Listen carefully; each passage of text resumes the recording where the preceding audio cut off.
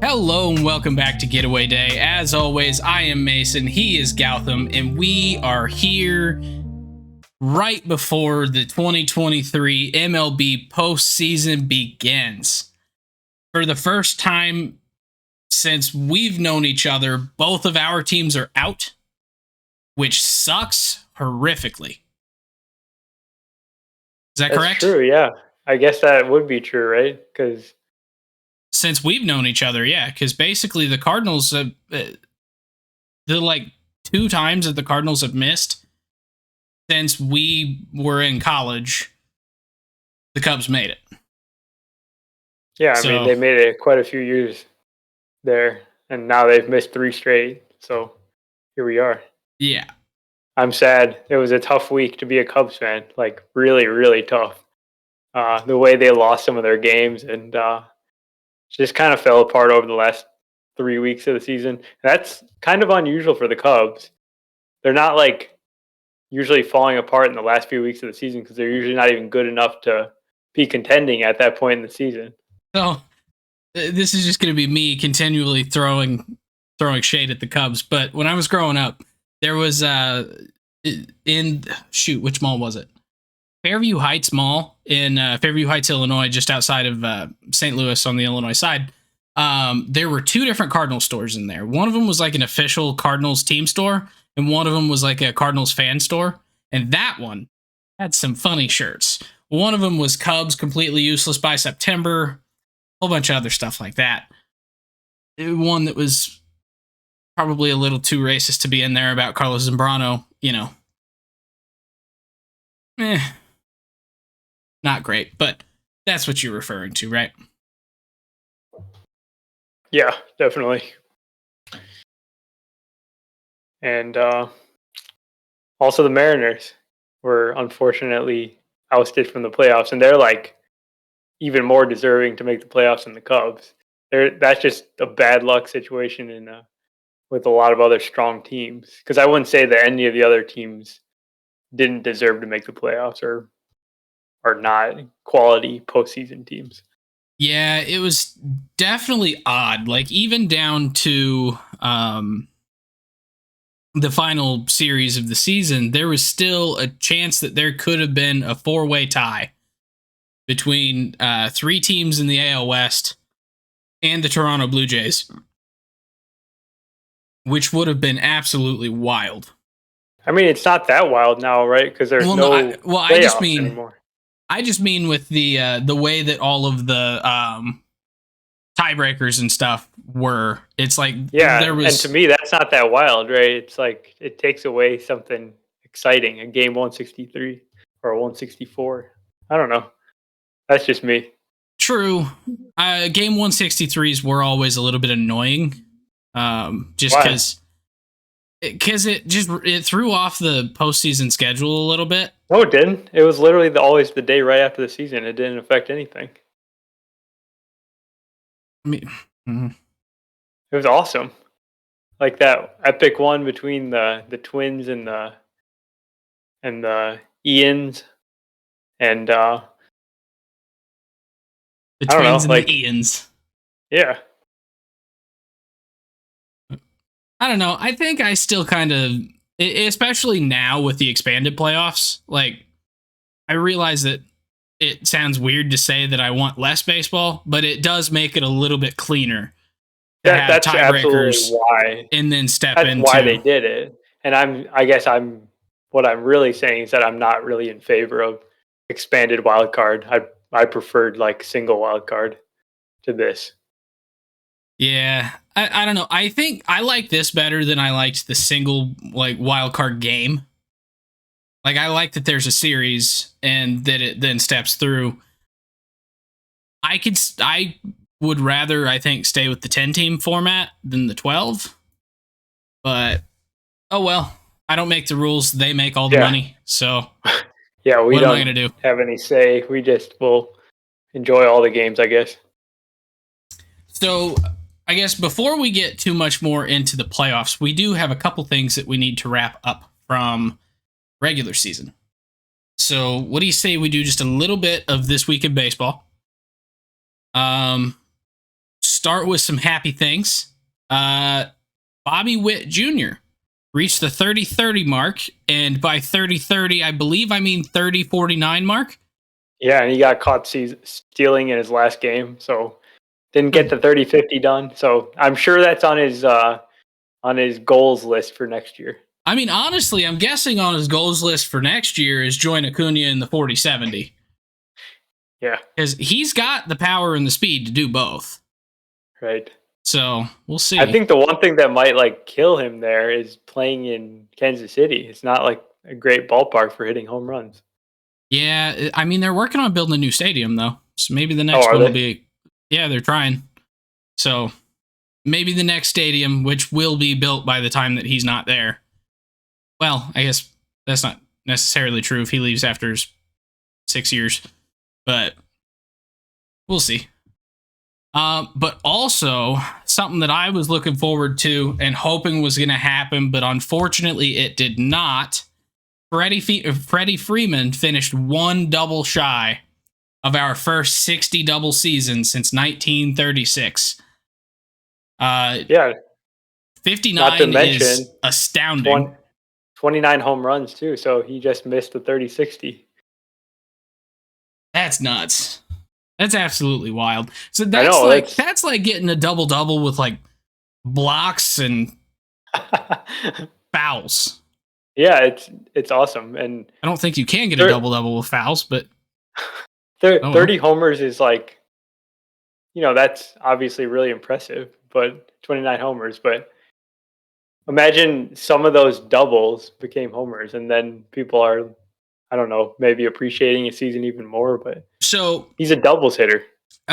Fun little trivia fact for you, and this is actually a trivia question. It's a one or the other answer here. What stat has the higher number being its record? Home runs in a season or doubles in a season? Because you're asking me this question, I feel like someone hit more than 73 doubles. That is incorrect. Okay. The record for home runs in a season is higher than the record for doubles in a season, which to me feels like that doesn't make sense. Yeah, because it's obviously easier to hit a double than a homer, right? You would think. I mean, there are more doubles than homers, I'm sure. I feel like we need to check that because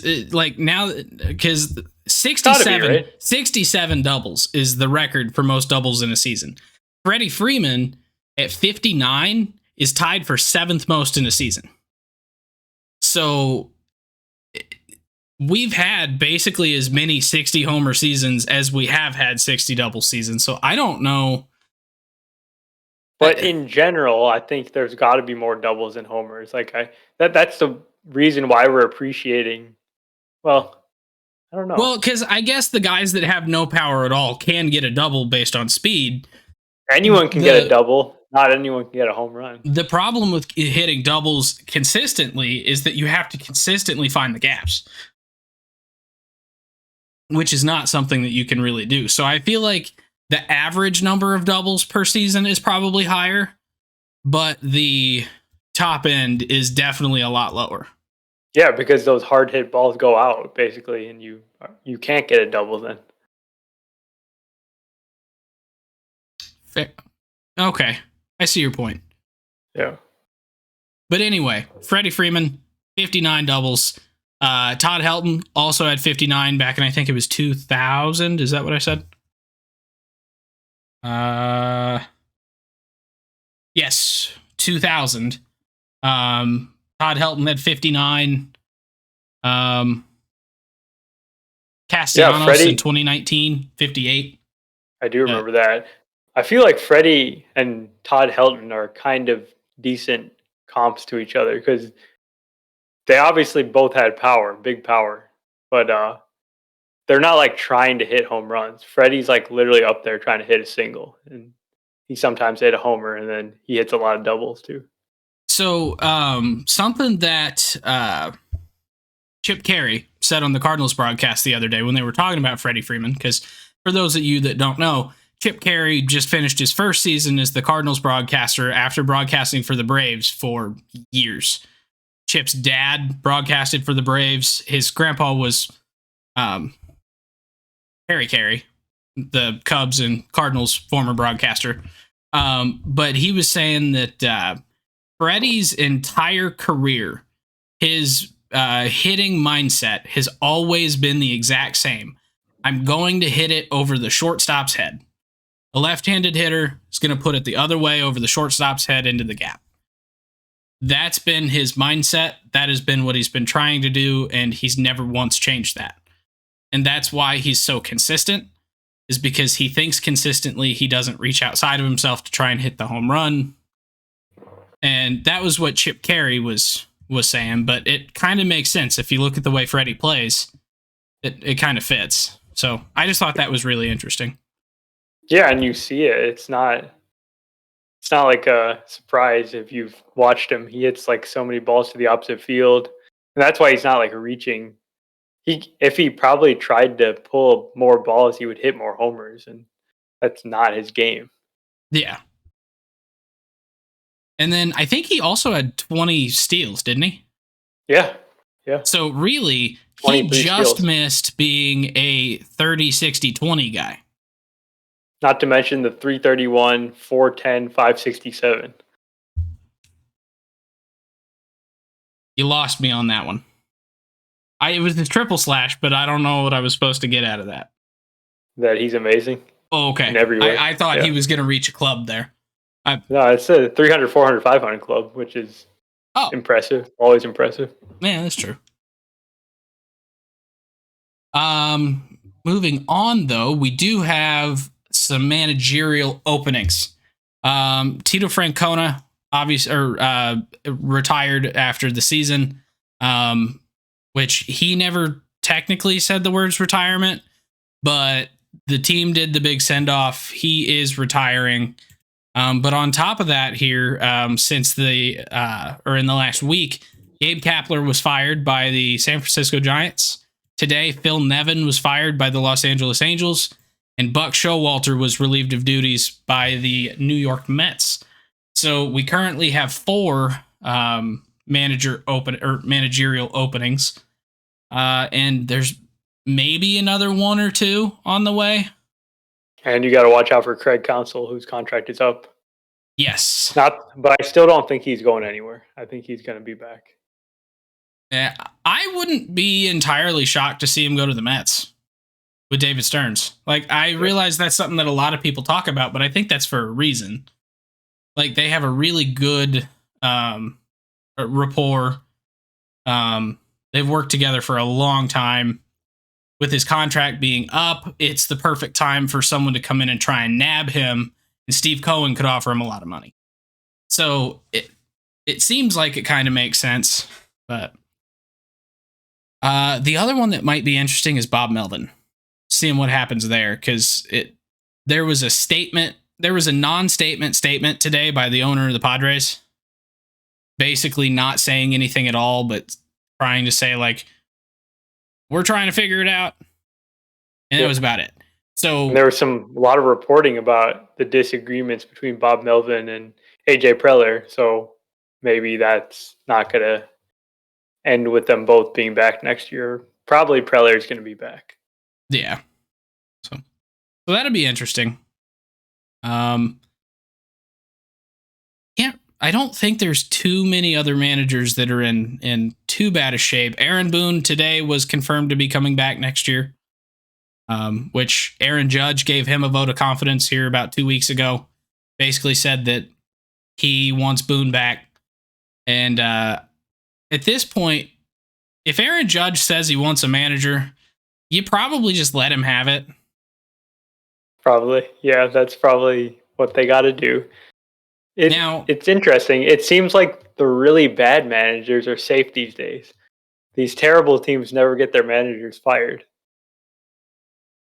I mean, the Angels just fired Phil Nevin. That's a little different, though, right? They fired Joe Madden like last year. Yeah. But I'm thinking about like the A's and the Royals. They're just safe because they're that bad. Who is the Royals manager? Matt Quatraro Quattraro. Okay. At least it's not still Matheny. That'd be really awkward if it were still Matheny and I had no idea. No, that guy obviously gets some runway, like it was his first year, but yeah, and it's not like he was given a whole lot to work with either. No. So, all right, I think that pretty well wraps up the regular season. Outside of a note that we have officially seen the final games of Adam Wainwright, a Cardinals legend and Hall of Very Good pitcher, Miguel Cabrera, a Hall of Famer, all-time legend, one of the greatest right-handed hitters of all time. And there's a couple other guys that we don't know if they're going to retire this year or not, but we could have potentially seen the final games of Zach Greinke, Joey Votto, and there's a couple other guys who I think probably finished their last games earlier this season as well. So it's kind of a weird time right now. We're getting hyped up for the postseason, but there are 18 teams that are now just kind of saying goodbye to the last time for some of their players. So kudos to all of those guys on their fantastic careers. If they're back next year, which I hope Joey Votto's back next year for the Reds. I kind of think he should be. We'll see if he wants to be. But, shout out to an absolute legend for getting thrown out of his potential last game of his career. Yeah. Yeah, that was wild. So, but that is something that I wanted to mention before we go on and talk about these 12 teams that are in the postseason. Because we won't be talking about the other 18 a whole lot more for the next month. So, is there anything else that you have to close out the regular season? No, just the same thing I say every year. That the end of the regular season very bittersweet for me. I like the postseason; it's really fun, but nothing better than regular season baseball for me. Just the daily grind of it, and I actually prefer spring training. I don't know. To each their own. Yeah, I'm a big appetizer guy. What can I say? Maz sticks, chicken wings. You know, all that. But let's get to the main course. The wild card round starts tomorrow at 3:08 Eastern time. I believe up in Minnesota, right? Is that the first game of the day? I think it's either that one or the Blue Jay. No, that is the Blue Jays. Yeah. Actually, no, it is Texas and Tampa at 3:08 p.m. Eastern time. In Tampa Bay. Then an hour and a half later, we have Minnesota and Toronto squaring off at Target Field. And then the night games are both of the NL matchups in Arizona at Milwaukee at 7:08 Eastern and Miami at Philadelphia at 8:08 Eastern. So we are getting hit hard and heavy pretty quick. All the games are with ABC and ESPN for this first round. So if you're looking for them, that's where they're going to be. Which series are you most looking forward to here in the wild card series? I think Tampa and Texas is kind of really intriguing to me because those are two teams that, on paper, they're really strong teams. Both have strong offenses. I feel like Texas has been struggling with the pitching recently. I don't know, there's a lot of star power in that series, more than any of the other ones right now. Yeah, I agree. That is definitely the most high profile of the matchups, I think. As far as both teams have some star-studded lineups.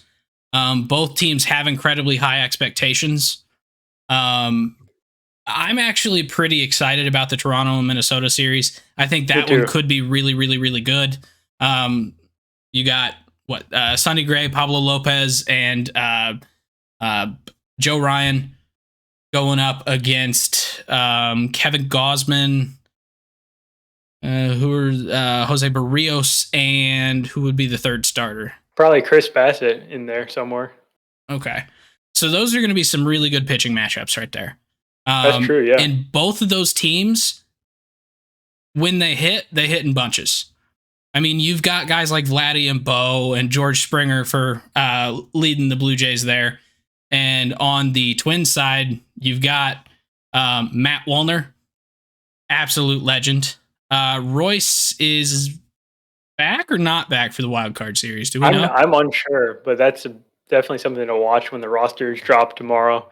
But the Twins lineup has just been killing it recently, and as you mentioned, they've got great starting pitching, so that's like going to make it really tough on Toronto there, even though they've got their own strong squad. So actually, yeah, maybe I'm more interested in that series than anything else.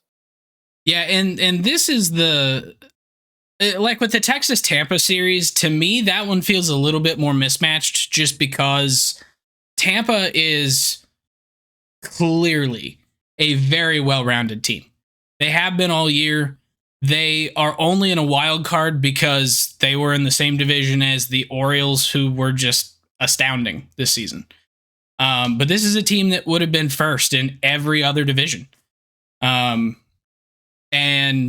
Texas has struggled a lot in the last month and a half. They've kind of limped to the finish line. I'm looking here. They're like 29 and 26, basically, since the trade deadline. Texas or Tampa? +8 Texas. Yeah. Yeah, so they're just like kind of middling since they obviously started out great, and that's what buoyed them to make the playoffs. And they did well, right here at the end to have a strong last week. But overall, it's like they're kind of falling apart at the seams in some places. Yeah, and the main seam that seems to be bursting is their bullpen at the moment. Not to mention the bad starting pitching, I think, too. Yeah, that's they're fair. Missing Max Scherzer, and they're missing the other guys who got injured earlier in the year. Nathan Eovaldi has not been the same since he's come back from his injury. It's like, who is starting the 3 games for the Rangers this week? Brock Burke. Burke. Am I wrong? I'm probably wrong. You're definitely wrong, yeah. Let's see. Who is going to be starting? Let's see. So the probables listed on MLB's website right now. Game 1 is Jordan Montgomery versus Tyler Glasnow. Okay, he's been legitimately very good for the Rangers. Yeah. So feel good about that one. Game 2, we have rookie pitcher TBD versus Zach Eflin. Okay. And then game 3, I assume, is other rookie pitcher PTBNL versus longtime veteran for the Tampa Bay Rays to be determined. Yeah, so I didn't even mention that John Gray is now on the injured list after he got hurt in his last start of the year. Dane Dunning pitched on 3 days rest on Sunday. So he's probably out of the picture, right? Yeah. Who else do we even have? We have Andrew Heaney as a possibility. And he was so bad this year that he ended up moving into the bullpen. So it feels like they're going to have to go bullpen game and Andrew Heaney for another one, which is going to end up being another bullpen game. So this team, you're right. Like I kind of was thinking, yeah, Texas and the Rays is going to be like a good series, and it very well could be, but it seems heavily favored by the Rays on paper. Yeah, I think both teams at their best, I think this would be the matchup to watch. Yeah. But right now, I think it's Toronto and Minnesota. Now, we haven't given any love to the National League matchups over here, but honestly, I think that's something that'll probably come up a little bit more when we switch over to our next segment here. But we have Milwaukee versus Arizona, which Milwaukee just got a big hit to their rotation today, losing Brandon Woodruff for the first round and potentially the rest of the playoffs.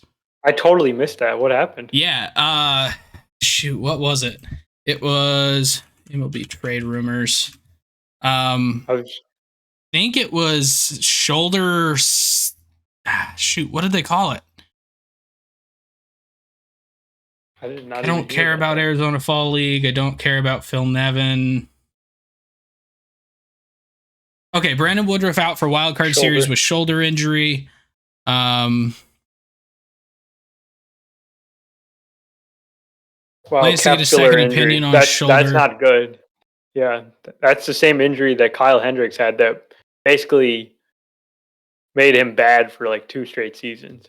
And he took the non-surgical route and finally got back, but it took him like 15 months to get back. And Brandon Woodruff started this year, I believe, with shoulder issues that made him miss most of the season. Yeah, and he came back. I was going to say he didn't come back until like August, did he? Yeah, and when he came back, he was great. He was like the same old Brandon Woodruff. And then clearly he's still fighting it, and that sucks for the Brewers. Yeah, now luckily in a 3-game series, the Brewers aren't screwed. They still have Corbin Burns. They still have Freddie Peralta. I'm sure between their bullpen with Abner Uribe and Devin Williams at the back end there, Joel Payamps, who's been pretty solid for them this year, they can definitely keep a Game 3 started by Wade Miley or Adrian Hauser in check. And that's if they need a Game 3. Like, yeah, Burns and Peralta can very well go out there. We've been saying this year after year after year in a playoff series. Those guys dominate in their starts. It's over for the other team. Yeah, it just hasn't actually happened like that. I mean, it kind of helps when your offense scores 1 run. Well, that was actually the point I was going to make about the Brewers. They are still kind of average, but kind of like over the last couple months, they've been playing a lot better. And the additions they made at the trade deadline, getting like Mark Canha, Carlos Santana, those actually helped them a little bit. And this Brewers team does every other part of the game extremely well. They have great starting pitching. Obviously, Woodruff being out is a big hit. Bullpen's great. They play fantastic defense, and they turn so many balls into play into outs. And I'm believing in the Brewers this year. Like I feel like they're gonna make a run here, even though they're the team that's not being talked about that much. So what I will say for Milwaukee is they're going to need William Contreras to show up offensively this series, because he has been their offense most of this year. He's been fantastic. But when he is kind of cold, the entire offense goes cold. And they've kind of been ride or die with William Contreras pretty much the entire year. Like other guys Don't forget about Yelich. Yelich has been quite good. Okay, that's fair. I kind of forgot about Christian Yelich after the last 3 years of him just being meh. No, he had a huge bounce back this year, and 122 WRC plus, 4 WAR player. He has been dealing with a back injury, and he's missed a bunch of games, but I think that's just because they were able to kind of rest him, and they need him healthy for the playoffs. Obviously, they need Yelich, they need Contreras, they need those guys to be really good in the series. So on the other side, though, we have the very young and unproven Arizona Diamondbacks. And I believe their rotation for the postseason is starting out with Brendan Pfaadt. Is it not? What? Is it really? I think so. Huh. Brandon Pfaadt versus Corbin Burns, Game 1. Yeah, I suppose. Is it just because of Gallen's rest? I think it must be because I know Merrill Kelly, I think, pitched on Saturday, so he wouldn't be available for a few days. Gallen is listed as being Game 2, which would put Merrill Kelly at Game 3. Okay, so that's a little bit of a disadvantage for them because they have to start Brandon Pfaadt in a playoff game. But he's been better recently, and I don't know. Like I'm not. I like the Diamondbacks. I love Corbin Carroll. I think they've got other solid players in their lineup, like Christian Walker, who had a fantastic season, Ketel and Marte. Ketel Marte, really great bounce back year for him. But just overall, this lineup has not been getting the job done in the last month or so. Like they, to me, they're like a clear tier below the rest of the teams. They're kind of like with the Marlins in terms of like these are the teams that just barely made it in the playoffs and wouldn't have even sniffed the playoffs in an old format, right? Okay, so you just said the word tier, so I think this is a perfect time for us to go over to the other page here. And with these teams we're talking about, let's kind of put them in a tier list. And like, I feel like the two teams that we're talking about right here, and the Diamondbacks and the Marlins, they're decent teams. Like, they obviously were able to make it to the postseason, which is admittedly an easier feat than it's been in the past, but still not an easy feat. Being one of the top 12 out of 30, well, really top 6 out of 15. But you're right. They are kind of like a step below. It's just they're not there yet, almost sort of thing. Especially with the Diamondbacks. Like the Marlins, I personally struggle with if they're still like improving or if this is just kind of where they're at and this is their peak. But I don't know if you have the screen pulled up to where you can see what my tiers are here. But we have juggernauts, like true juggernauts, like the best of the best. Perfectly fine. Noodle arms, teams that really, really, really need some help with pitching. Spaghetti bats, teams that are just swinging a wet noodle. And juggernauts. So I think we can fill out a lot of these pretty easily. So yeah. We've already said that the Diamondbacks and the Marlins could kind of go in two. They're kind of in the noodle arm stage here because now they're missing Sandy Alcantara. They're missing Yuri Perez. Like those are the top two pitchers, and they're out basically for the season. So do they go in that one? Do they go in the juggernauts? Oh no! What did I just do? I think I would argue juggernauts because their offense is pretty poor. They kind of caught fire at the right time. That's the good news for the Marlins, but overall, it's not a strong offense. So I think it's fairly easy to start building this tier list here. We've already talked about some of the teams like the Marlins and the Diamondbacks that really just aren't there. I think they fit in the juggernaut. Is that fair? I think I would put them there, yep. All right. Where would you like to go next? Probably juggernauts are pretty easy too. We got the Braves. Easily the favorite in this postseason with their historic offense. I don't know, like maybe the juggernauts have some flaws, but like you can't really poke too many holes in what the Braves are doing right now, despite not having Charlie Morton or Max Fried right now. Yeah, and I think that is maybe their quote unquote biggest flaw is kind of just injuries right now, or kind of taking a couple of their areas of strength, which really is all areas. But it's taking their pitching down a step. Because now they're going to be starting. So Strider's out for the season, so he's out. What? Fried's out, right? Wait, is he not out? What? You're gonna freak people out if you say that. I thought Strider was out already. Is he? I thought he was Strider's gone fine. along. Who am I thinking? I don't know. Who went down like months ago? It was Shane McClanahan. Oh, that's not even the same team. Yeah, no, Mason just did a oopsie.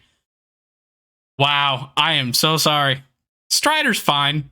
Shane McClanahan is You not. just gave a lot of Braves fans like potential heart attacks. Yeah, it's fine. No one listens to us. I hope. But because otherwise that's going to be a problem. Okay. So Strider will be pitching. Who else? well, I'm not sure about Fried because his issue was a blister, so maybe he'll be fine by the time they actually play a game because they obviously don't have a game in the first round, so division series. And beyond that, who are we looking Soroka? at? Or is he not? No? I knew he came back. For them in a while. Yeah. All right, so it probably looks like Bryce Elder, AJ Smith-Shawver. Yeah. So Dylan Dodd has been sent to the AFL, so he's probably out. Yeah, they really need to hope that Max Fried comes back soon because otherwise it's a lot of bullpen. They have a good bullpen, but I don't see a lot of great options for them. Yeah, but it's this lineup that really, really puts them apart from everyone else, though. Is this lineup, how many of these guys hit like 15 or more home runs? Do you know? Probably the entire lineup, I would say. I think every guy in the lineup hit 15 home runs. We can look through it. So Ronald hit 41, Olsen hit 54, Riley hit 37, Murphy hit 21, Albies hit 33, Ozuna hit Michael 40. Harris hit 18, Ozuna hit 40, Garcia hit 17, Rosario hit 21. So that's more than like a lineup right there. Yeah, and then Travis d'Arnaud is also in the above 10 with 11 there. So yeah, they have a lot of pop. Yep. They have a lot of guys who hit for really good averages. Michael Harris was a 290 hitter. Albies, Riley, and Olsen all 280s or better. Acuna being about a 340 hitter this year. Like, they can hit the ball, they can get on base, and they can also hit the ball far. So they have made up for a lot of their issues with injuries there for their pitching staff. As far as this season, they for pitching WAR were actually only 11th in the league. So overall, their pitching wasn't the absolute best. They are better than other postseason teams as far as just the pitching WAR stat for the team, but I don't know. They don't have the most elite pitching staff, I think is the way to say it. And it's mostly because of injuries. Yeah, I would agree. And this offense clearly has covered up for that. And I like the fact that, I feel like I want to track this a little bit or like look at some history, but I feel like the teams that hit better actually do better in the playoffs, and they can overcome like some bad pitching and just outscore anyone. Well, and I kind of feel like that is true just based on the fact that every year we see teams who can pitch phenomenally but cannot hit. The Brewers that really struggle. Yeah. So I feel like I'm with you. The Phillies last year made it, and they pitched really well in the postseason. But yeah, their and that's pitching exactly was not, what it is, right? You just have to get hot for a couple of weeks. Remember the Phillies bullpen last year? It was miserable until about the end of September, and then it was lights out. Exactly. So the question is, are there any other juggernauts, or is it truly just the Braves? What about teams like the Orioles, the Dodgers? Dodgers, for me, are in that tier. They've been playing fantastic baseball in the last 2 months. They have more wins than any other team since August 2nd. And they've just been kind of quietly chugging along, and people are worried about the Dodgers. There's nothing to be worried about. This team is elite. And they don't even care who is like starting these games. They're like finding guys like Ryan Pepio, Bobby Miller, like their rookies are showing up and pitching well. And so they're still throwing out Lance Lynn, who's having a terrible season. He's been better with the Dodgers. He's been better with the Dodgers, but all in all, his season has been flat out awful. Yeah, that's true. Clayton Kershaw feels like a guy that, he's going to pitch probably 4 to 5 innings. And a lot of the starters are. So they're going to be relying heavily on the bullpen. And the bullpen is always rounding into form. It feels like right around postseason time for the Dodgers. And this year feels no different. I like their chances to go far and all right, juggernaut it up. What would you say about the Orioles? Are they a juggernaut, or are they like a half step back? Or to me, they're a half step back. Like they're between your teal and your green. They're better than perfectly fine. Obviously, they won more games than any other team in the American League. I just don't have the same confidence in their starting pitching for whatever reason. And even though we've just talked about 2 juggernauts that seem to be piecing it together without a bunch of top line starters, the Orioles, I don't know, they're going to run into some really tough offenses, and they're a year away. I hope I'm wrong, but I feel like they're a year away. All right, so I think maybe the next step we should go here is what I'm calling perfectly fine. Which, yes, it's a Taylor Swift reference. But perfectly fine is not meant to be an insult. These are good teams. They're teams that don't have a true weakness, but they're not far and away better than the rest of the pack. And those, to me, are teams like the Astros. This is an Astros team that can pitch really, really, really well. We've seen, 2 no-hitters come out of them this year? They've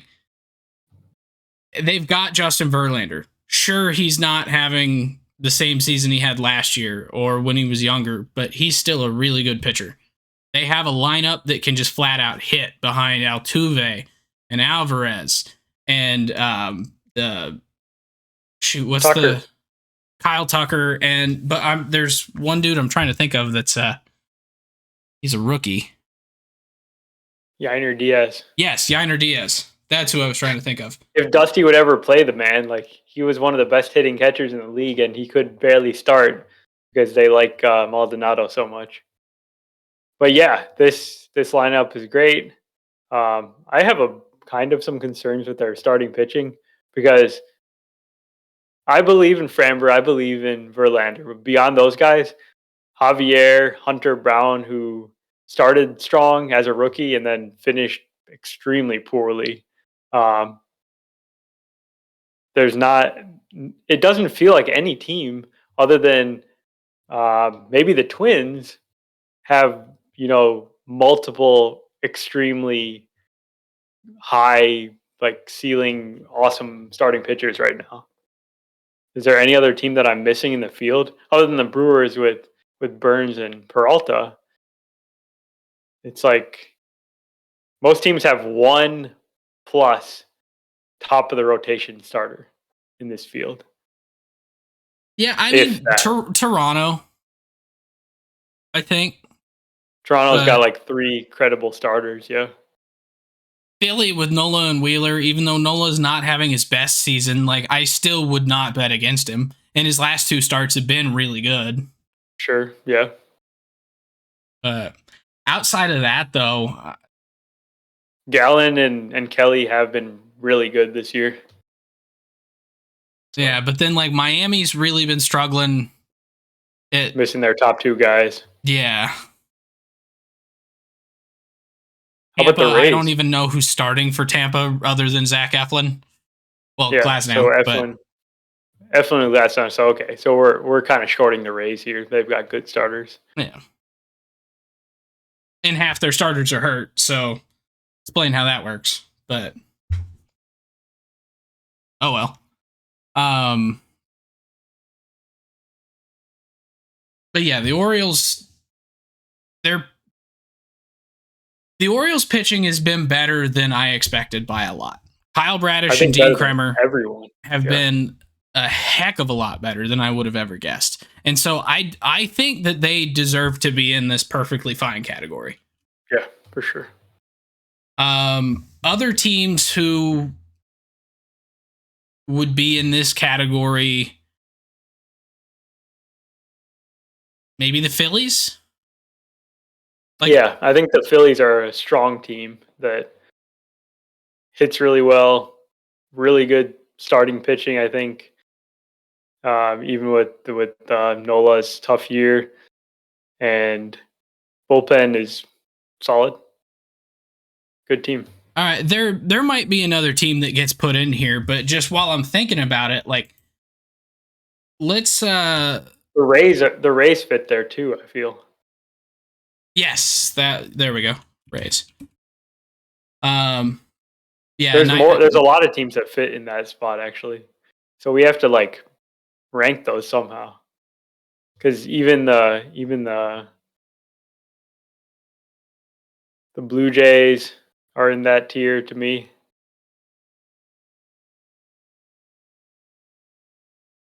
All right. One sec. So Spaghetti Bats is straight up the Brewers. Swinging a wet noodle there.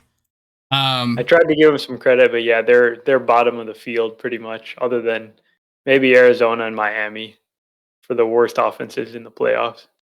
What about teams that just really, really, really do not have pitching? Right now, for me, that is the Texas Rangers. Yeah, definitely the Rangers. So we've got two teams that we don't have anywhere on here right now. Who are they? I think the Blue Jays and the Twins would go in the perfectly fine category.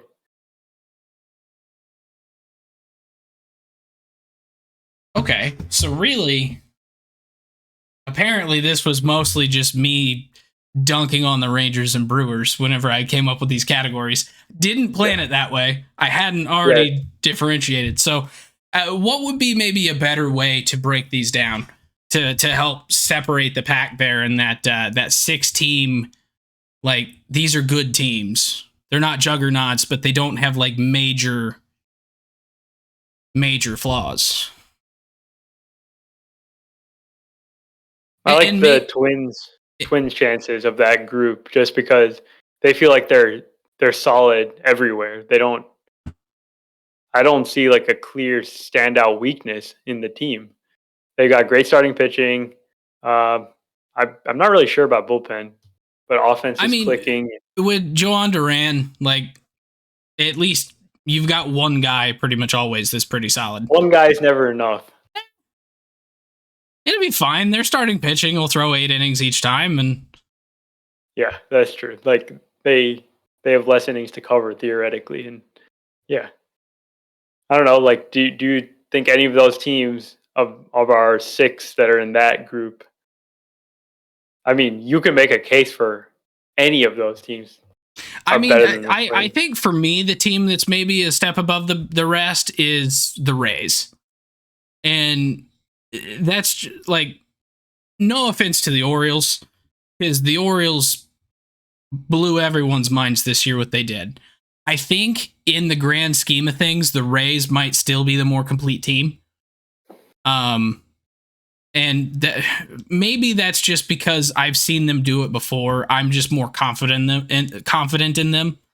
But it seems like their pitching is always there. When someone goes down, they have a replacement.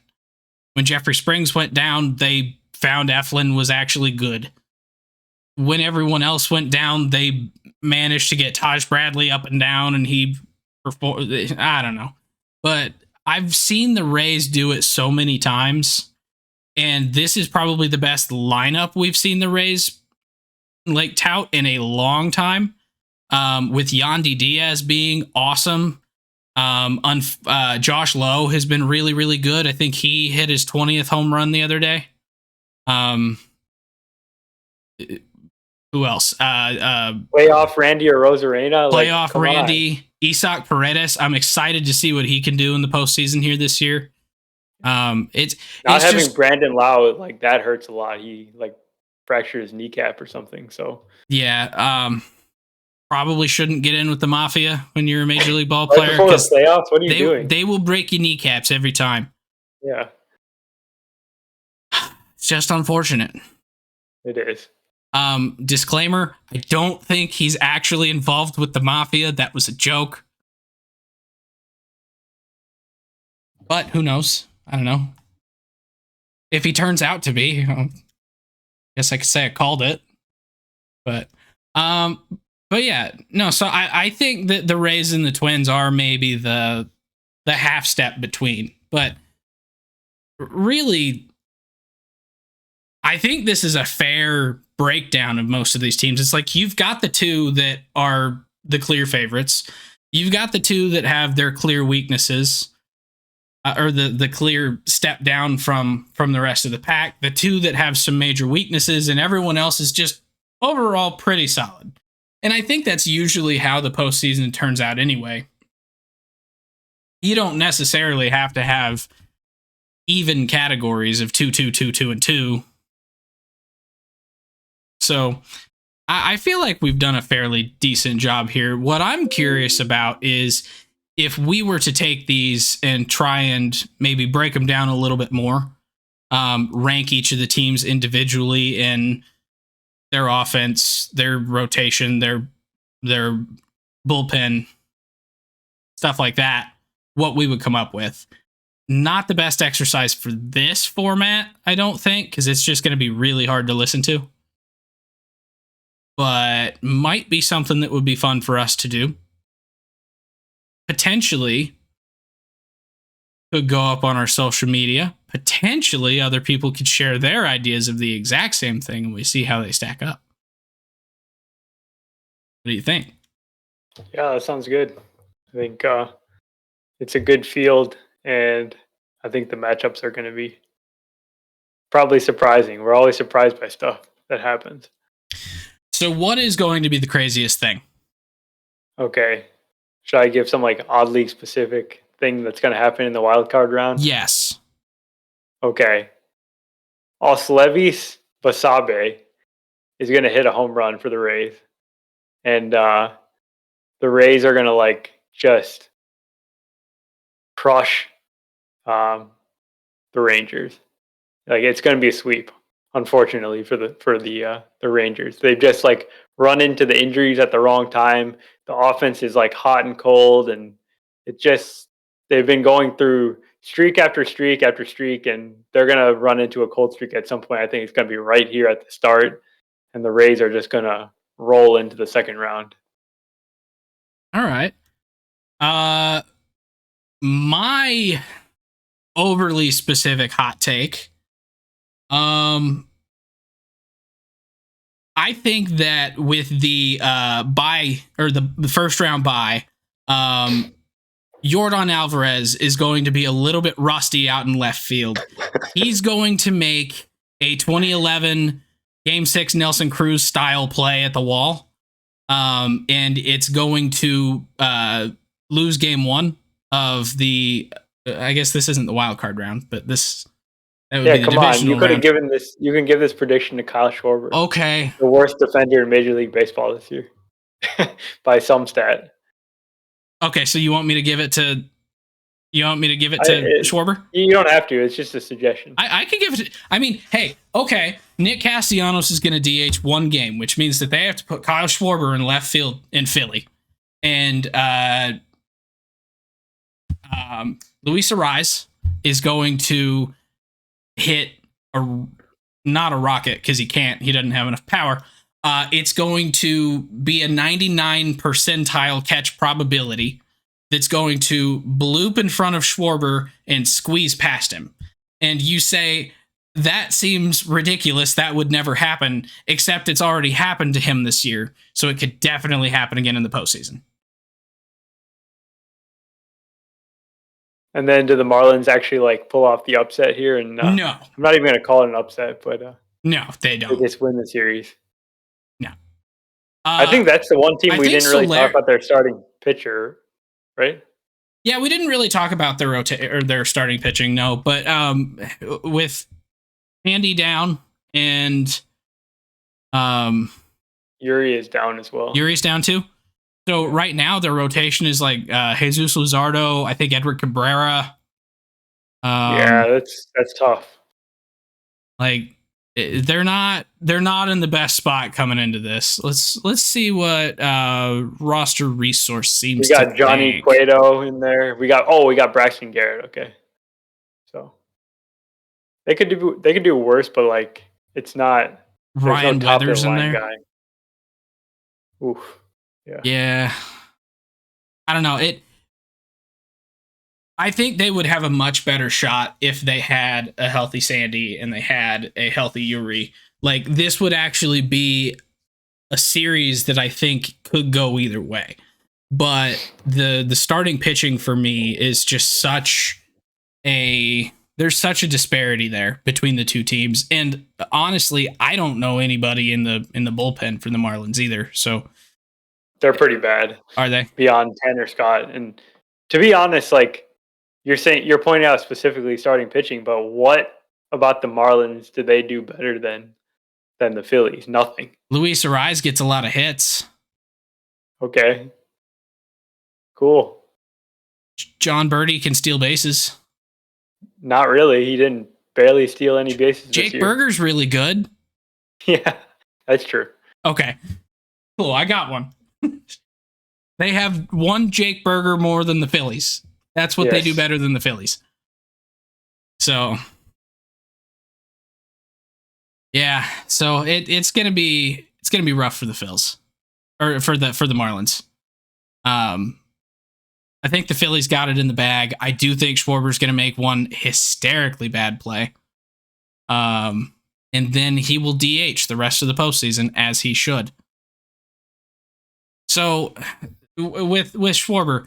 So Foolish Bailey put up a YouTube video today that was actually talking about the Bryce Harper at first base thing. Because let's be real, before this season, who would have thought Bryce Harper would play first base until 5 years from now? He's a good right fielder. He has a great arm. He's fairly decent at tracking balls. He's a good right fielder. Not elite by any means as far as defense is concerned, but people don't run on Bryce. But with the Tommy John, he came back, he DH'd for a while, and Schwarber has 46 home runs this year, and his season WAR is 0.6. That's how bad his defense is. That 46 home runs gets you 0.6 wins above a replacement. Yeah, that's impressive. And there's already a massive decrease in WAR just playing left field over some other position. So it was bad. And then as soon as Bryce went to start playing first, then Schwarber started DHing a lot. They actually got, what was his name that I forgot? Johan Rojas. Johan Rojas, who is awesome in the outfield. And Brandon Marsh. And they put Brandon Marsh in left. Guys out there. It doesn't matter who's playing the other field. Yeah.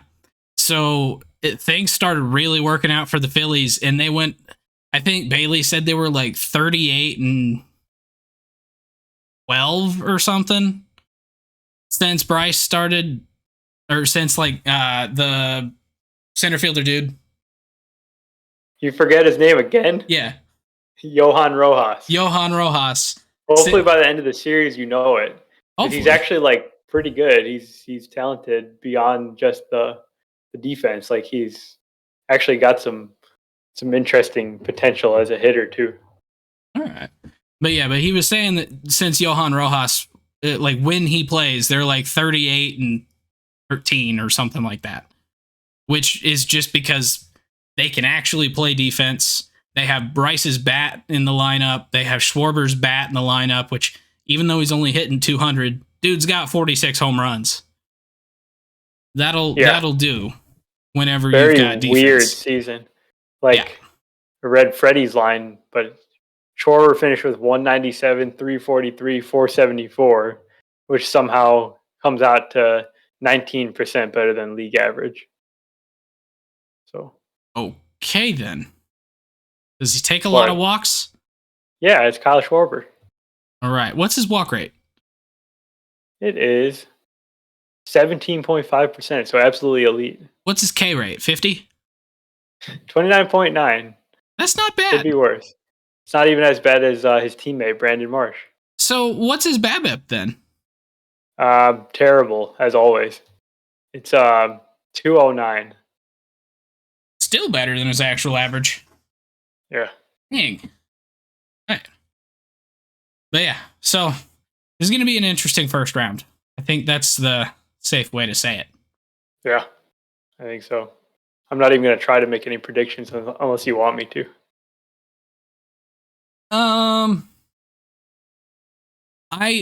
I want you to predict one series. I will let you choose the series, but I want you to predict one series. I won't hold you to an entire bracket. I already picked the Rays to win. All right, pick an interesting one. Okay.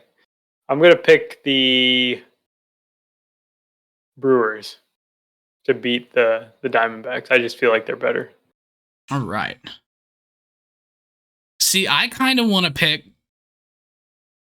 This is going to get me in trouble if I pick that series, but I kind of want to pick between the Blue Jays and the Twins because I just think that's going to be a really good series. I really do. That sounds like the best. Yeah, after this conversation, I'm thinking like I'm going to try to watch all those games. And the thing that I really worry about is that the Blue Jays lineup does really seem to be feast or famine.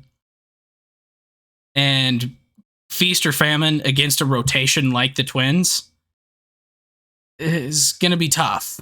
It's not even about feast or famine. It just means like they're facing a really tough pitching staff. Well, yeah, which means I'm worried that it's going to be famine. Yeah. So I don't know. I think in general, I believe in more of the Blue Jays hitters than I believe in the Twins hitters. I believe in the Twins rotation more than I believe in the Blue Jays rotation. Bullpen, I think, goes to. I think it goes to the Twins. Does right it? Now. I mean, we just talked about how we really don't know anybody in the Twins bullpen. Yeah. Blue Jays have struggled themselves with like Romano having some rough outings recently and Jordan Hicks kind of being bad. Yeah. Genesis Cabrera is still Genesis Cabrera, I assume. I assume. All right. There are more former Cardinals on the Blue Jays. Be a tough one. Is Buxton healthy right now? Buxton has not played in a while, and I have no idea if he's coming back. Okay. What about Kepler? And I don't know about Royce either. What's that? Max Kepler. He's playing, and he's playing very well. Okay. Here's what I'm going to do. I'm going to specifically not pick a winner in the series that I said I wanted to pick a winner. That was the hardest one to pick, it feels like. I know. The other ones have clear favorites. But what I will do is I'm going to pick who the offensive MVP for both of those teams will be in that series. And I'm going to pick Max Kepler for the Twins. Okay. And I'm going to pick Davis Schneider for the Blue Jays. Okay. All right. I'm doing it. They will be the MVPs of both of those teams. So that is my pick. I think that really wraps up our preview for this round, doesn't it? I think so, yeah.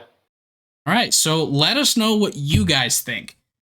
What did we get wrong in our tier list? We will see about potentially building a power ranking of sorts and sharing that with you all. Otherwise, I think we'll be back here next Monday for sure.